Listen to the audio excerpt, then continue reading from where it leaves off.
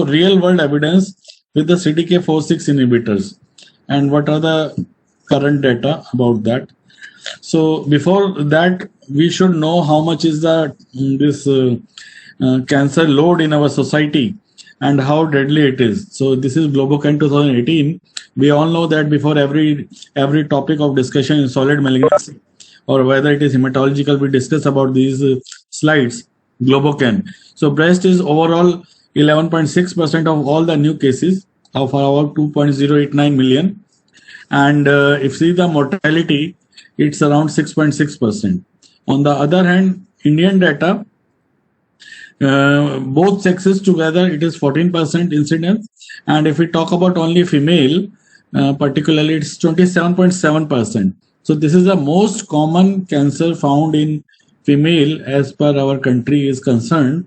And second is the cervix cancer, then comes the ovarian cancer, and then down the line comes the lip and ovary cancer, lip and oral cavity, colorectal, and other cancers. So most common is breast, second is the cervix.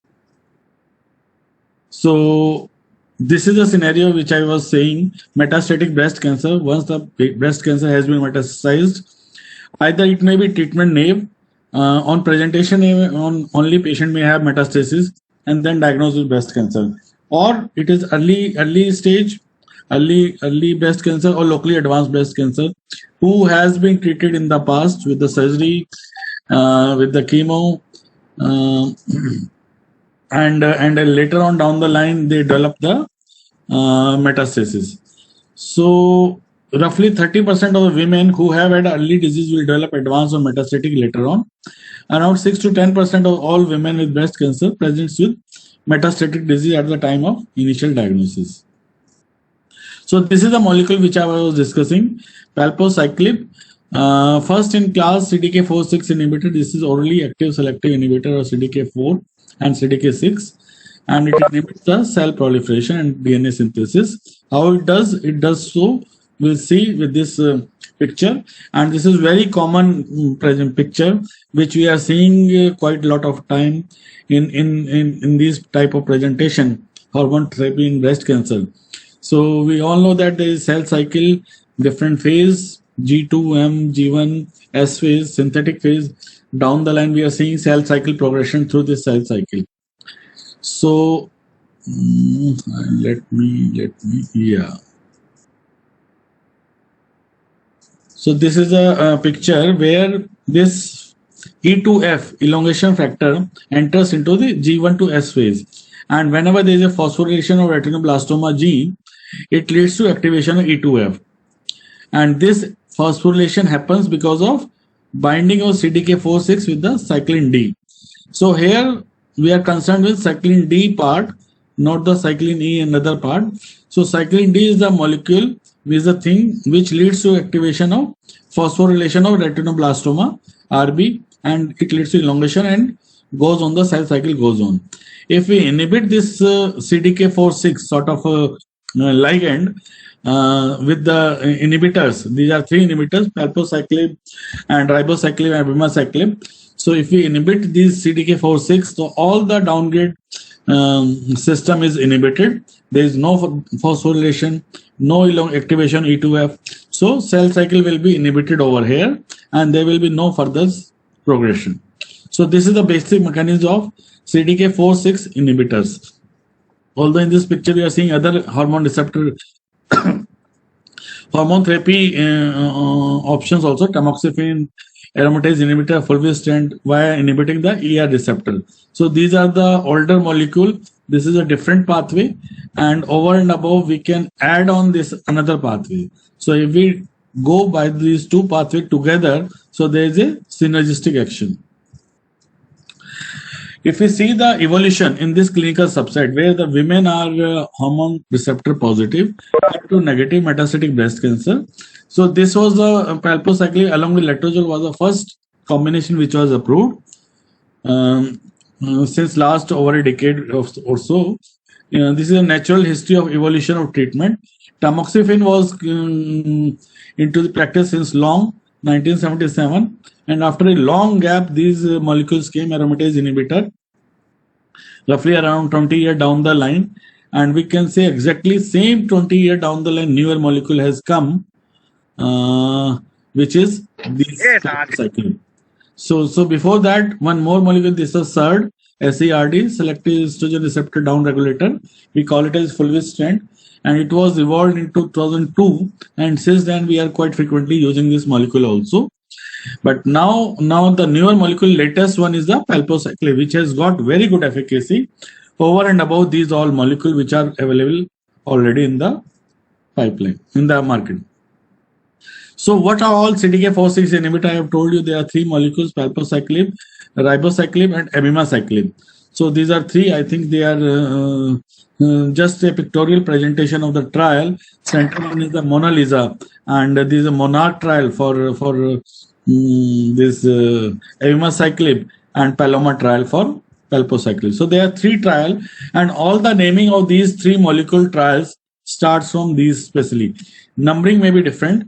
Palbociclib trials are starting from Paloma, and Mona Lisa is for ribociclib, and Monarch is for abemaciclib.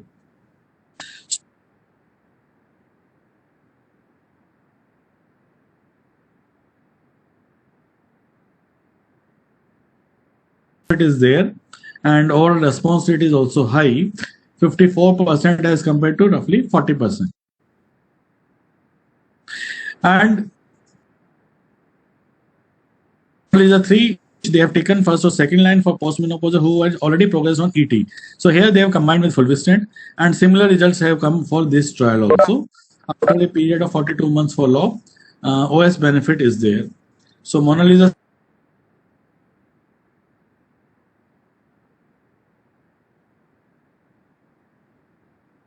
and then combined with either AIs or whatever fulvestrant. So in this trial also they have shown the benefit in the long-term follow-up in the OS. So Monarch 2 again for it is here numbering is slightly different. Monarch 3 is the first line for postmenopausal, and Monarch 2 is the second line. So this drug came first for the second line in this scenario with the fulvestrant, and it's also got the long follow-up around 4 years, and 4-year follow-up is showing that there is a OS benefit also here also, but not that much, 46 months as compared to 37 months, and PFS benefit is also there, which is also not exactly double, 9 to 16 months. So almost it was doubled in palbociclib only at around 4 year of follow-up. So Monarch 3 for first line, in which they have combined with the any AIs or inositol or letrozole. So here also long-term follow-up is showing the benefit with the overall response rate of 61%. So this is surprisingly great. 61 in second. Oh, sorry, it was in first line only. Sorry. So upper one is the second line, 48%, 61% in the first line only. So this was about abemaciclib, which was the last to be coming in practice. So this is the table which is showing first line, all the first line trial. Paloma 1 we are not discussing routinely because this is phase 2 trial, and Paloma 2 and Paloma 3 are the phase 3, but Paloma 3 is for second line. So this is not included in this table. Mona Lisa 2 is also first line. Monarch 3 is first line. Mona Lisa 7 is again first line for premenopausal, and Mona Lisa 3 is again first line with the fulvestrant. So all our phase 3 trial, good number of patients have taken. Overall response rate, we are seeing that it is more than 50% in all the trials. So at least 15 to 20% benefit is there in overall response rate. And if you see the PFS, it is almost doubling months of the PFS with almost all the molecule slightly here or there, with good hazard ratio 0.58, in which hazard ratio is also equivalent in all the phase 3 trial. So at first line almost all are looking equivalent, but longest follow-up is with the palbociclib and good OS benefit. So therefore, based on all these data, it was indicated in combination with letrozole for the treatment of postmenopausal women with ER positive, HER2 negative, advanced breast cancer as initial endocrine-based therapy for their metastatic disease. For the treatment of HR positive, HER2 negative advanced metastatic in combination fulvestrant, in which they are already progressed on some endocrine therapy. Based on Paloma 3, OS benefit is there of around 7 months. So 28 months to 34.9 months was the increment with good hazard ratio. So if we see the efficacy data, so now they have shown all these data in detail. As of now, we were discussing in the summarized form. So this is the Paloma 2 phase 3 data. We have discussed the indication. Inclusion criteria we well know by now. So good performance data, adequate organ function, no visceral crisis at that time.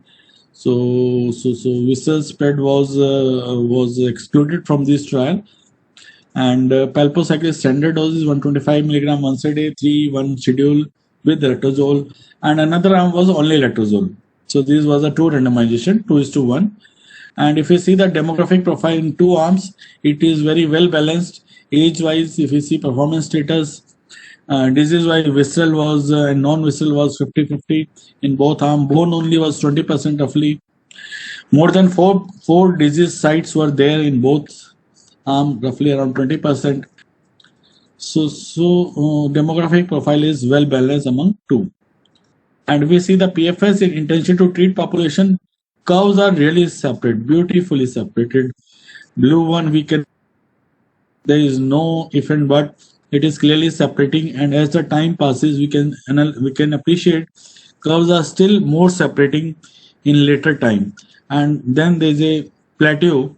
So anyway, even after 4 years, they are showing the response is being maintained in terms of PFS.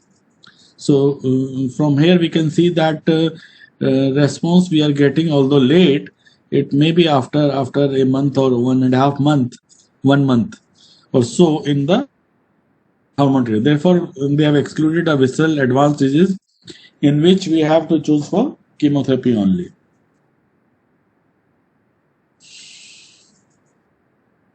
So as the time passes, so they have come up with the extended follow-up data, as I said, roughly around 4 years, in which they have re-established the benefit of this palbociclib in terms of even overall survival.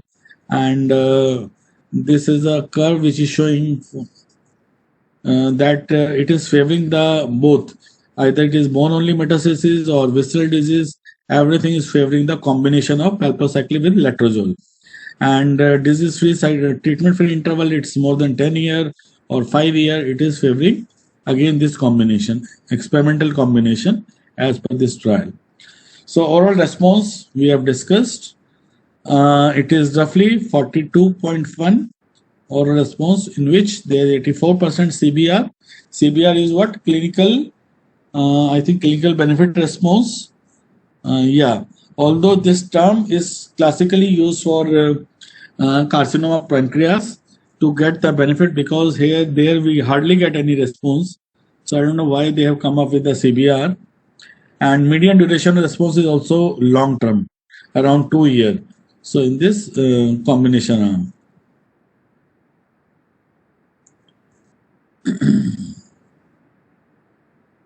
So the conclusion again is the same thing which we have discussed. 27.6 versus 14 months in the PFS difference, almost doubled after 3 or 4 year follow-up, and it's well tolerated. And most common side effect profile is neutropenia, leukopenia. Although overall incidence of neutropenic fever is not that much, it's only 2%. But practically we hardly have seen any neutropenic fever in our practice.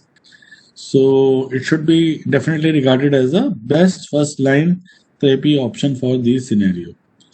Then there was a Paloma 3, which we have discussed. It was for like second line, in which they have combined the fulvestrant in the standard doses of 500 milligram intramuscular. Again, this was 2:1 randomization, and here they have not excluded the extensive, I think, advanced visceral metastasis. I don't know why.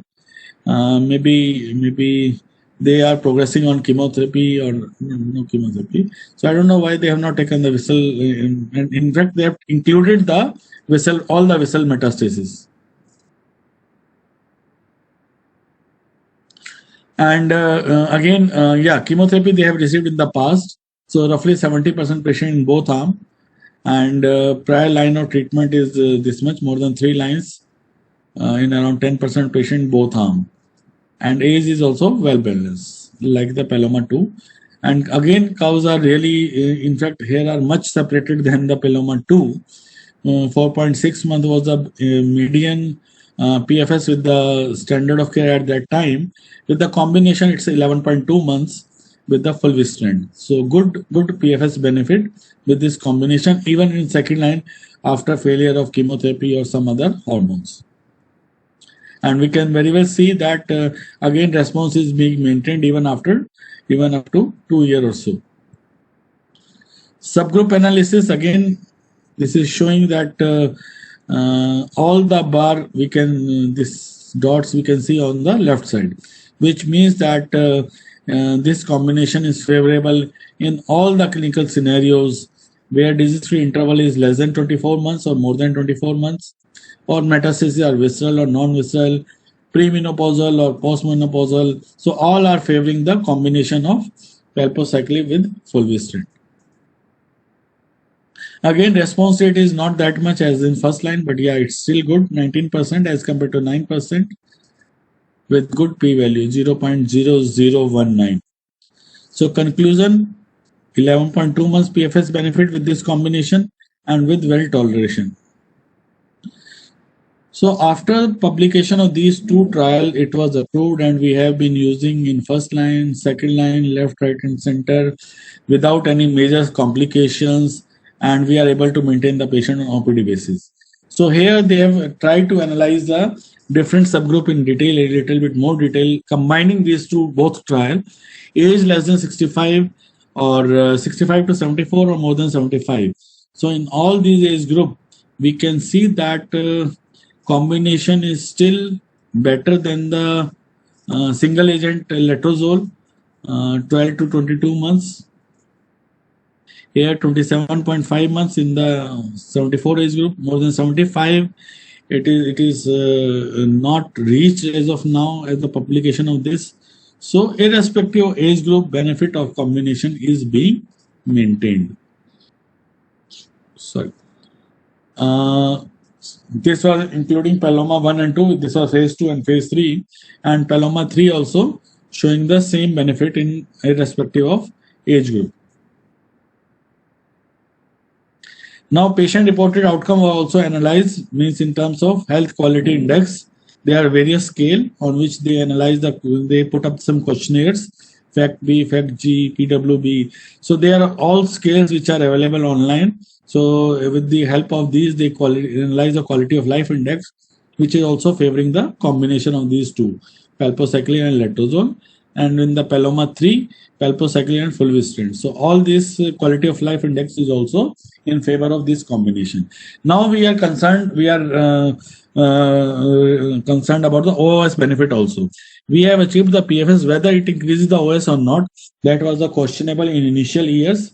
But now data has come from this trial also, Paloma 3, that OS benefit is definitely there with the palbociclib and fulvestrant in the second line setting. This was the trial and a long-term follow-up which have shown that OS benefit is there, because we can very well see roughly around 34.9 months is the median OS as compared to 28 months. So although after later on they are merging, so OS benefit is still around 3.5 years or 4 years. And if we demarcate as the sensitivity to the prior endocrine therapy, so patient with sensitivity to prior ET, so I think they are showing the better outcome, 39.7 months. If without sensitivity to prior ET, so they are showing the 22.2 months. So this is very good clinical point in which patients have already shown the resistance to endocrine therapy in the past. So sensitivity to this combination is not very high. In fact, it is detrimental as per their analysis. So it is fulvestrant is showing 26 months, with the palbociclib it is 20 months. So somehow, if patients are already resistant to endocrine therapy, so this is not the drug to add on. So it should be endocrine sensitive patient in the past. So Conclusion, it's same, meaningful. There is a clinical meaningful improvement in the OS, and PFS gain is also significant in second line. And this finding confirms the use of this combination in previously treated hormone receptor positive, HER2 negative advanced breast cancer. So now comes the trial with the ribociclib. So MONALEESA 7, OS with the ribociclib plus endocrine therapy in pre and perimenopausal. So here also we can see they have come up with the 4-year data also they have come up, and here also they are showing the OS benefit with the combination. So reduction in the relative risk of death with ribociclib was 28%. So OS benefit is publication of this trial 2019, not reached as of now, and so curves are still separated, and OS benefit is still there at the end of the 4-year. So ribociclib is also showing the equivalent result. In fact, MONARCH 2 abemaciclib. So median OS also they have also shown median OS 9.4 months benefit. Although they are more side effect with the abemaciclib, more tolerable, they can difficult to manage. Safety data, comparative toxicity. Yeah, this is an important point. Out of all three molecules, which one we can easily use in our patients? So we know by now Paloma 2, MONALEESA 2, and MONARCH 3. So these are three comparator arm with same clinical scenario and roughly similar number of patients, 400 something. So neutropenia, 80%, 76%, 40. So abemaciclib is different in the sense this has less neutropenia. Dosing is also continuous. There is no gap. Neutropenia is less. QT prolongation is seen with ribociclib reported. So this is a drawback with ribociclib. GI diarrhea, vomiting, pain. It is seen with both palpo and ribo. Equivalent number 30% roughly more with the ribo, and much more with the abemaciclib, diarrhea and vomiting. So here we can see 80% patient has diarrhea with the abemaciclib. So LFT alteration can definitely are seen. So it is more common with the palbociclib, but less troublesome, and we can monitor it as well, and not very troublesome side effect. So fatigue seen in all, roughly around 40%.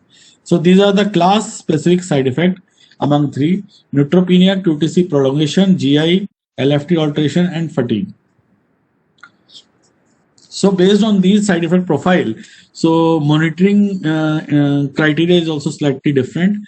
So monitoring in first 6 cycle, day 1 CBC and then day 15 to assess the neutropenia. It is common with all the palpo, all three molecule. And as the cycle passes, cycle 3 or 4, we become liberal and we do only once in a month.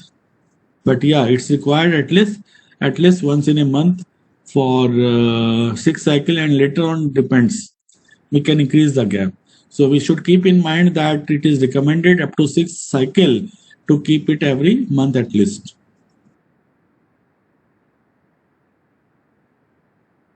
After all these data, and we have been using these molecules, so there is a real world data, real world evidence in which they have analyzed the electronic health records of postmenopausal patients who are on this combination drug. And 800 sites of care were taken, in which 2.2 million active patients were taken, huge number of patients. So large data, although it is not randomized, but yeah, real world data, which is seems to be more reliable. Median PFS is 11.9 months with the normal baseline letrozole, suppose, and 19.7 with this thing. So in that trial they have shown almost double. Yeah, it is also showing almost double, around 20 months. So unadjusted analysis not reached as of now in the OS. 40 months with the letrozole AIs, and with the combination is still under assessment. So conclusion of real world setting is also similar. We can use very well in these patients. And treatment patterns and clinical outcome of patients receiving palbociclib combination AI or fulvestrant for real world setting in the US. So they have named it as a IRIS study. Although with the name of IRIS, we can confuse this study with the imatinib.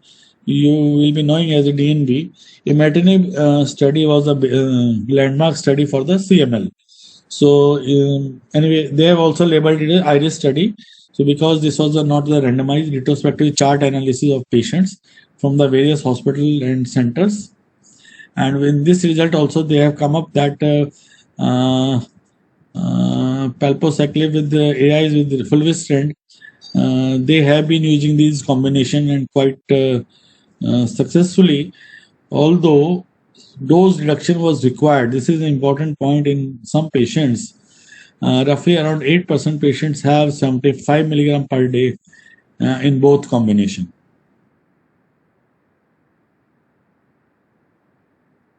So how they will give the 75 milligram per day?